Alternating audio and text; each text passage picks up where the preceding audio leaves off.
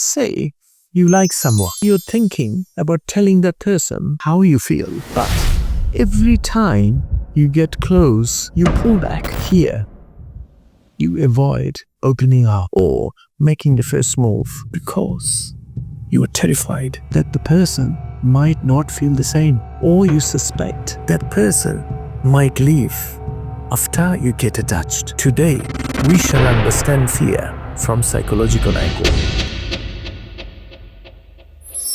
When fear knocks, don't shut the door. Breathe in deep and face it more. For in its grasp, if you stay near, you will find the strength beneath the fear. Fear arises when we sense danger or a potential threat, setting off our body's built-in defense system. It heightens our heart rate, speeds up our breathing, and sharpens our senses, preparing us to fight or to flee. The fight or flight reaction is deeply ingrained, and once fear takes hold, it can ripple outwards and prove incredibly hard to rein in. Fear arrives as a warning, but often stays as a habit. Franklin Patrick Harper Jr. was an American science fiction writer, the author of the Dune series. He says, fear is a mind killer.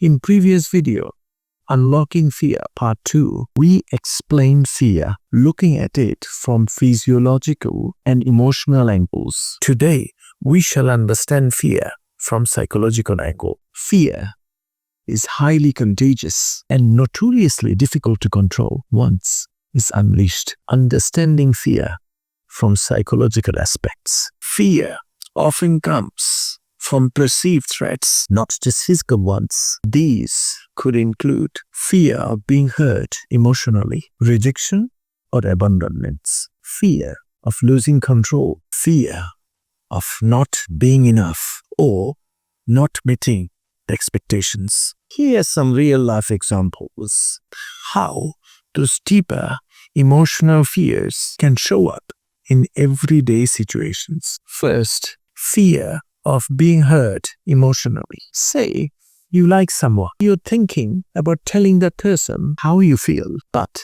every time you get close, you pull back. Here, you avoid opening up or making the first move because you are terrified that the person might not feel the same, or you suspect that person might leave after you get attached. Now, how it feels. You feel vulnerable, anxious, and constantly second-guessing yourself. Fear in action. What would you normally do that? You protect yourself by staying distant or pretending not to care at all.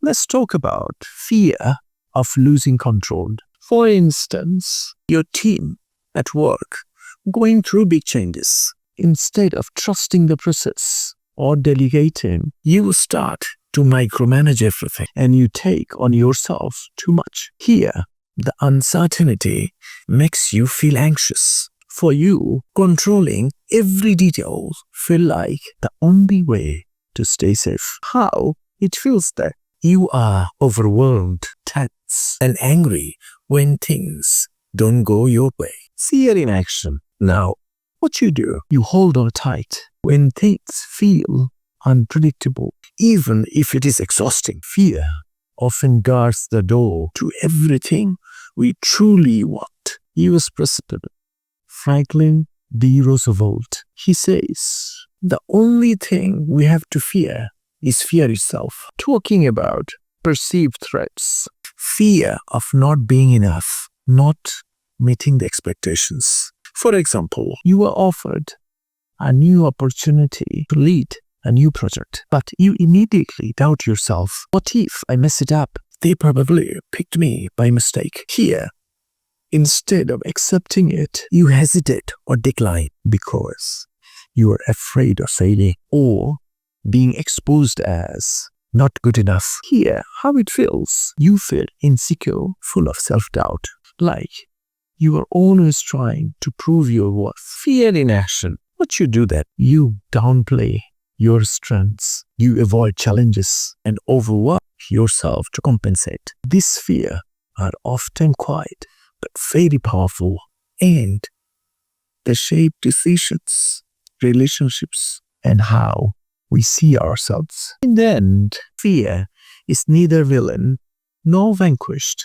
It's a deeply wired instinct designed to protect us. When we stop seeing fear as an uncontrollable force and start treating as a signal, one that points out what really matters, we move from being driven by anxiety to being guided by awareness. That shift is the first stage towards true courage. Have a lovely day.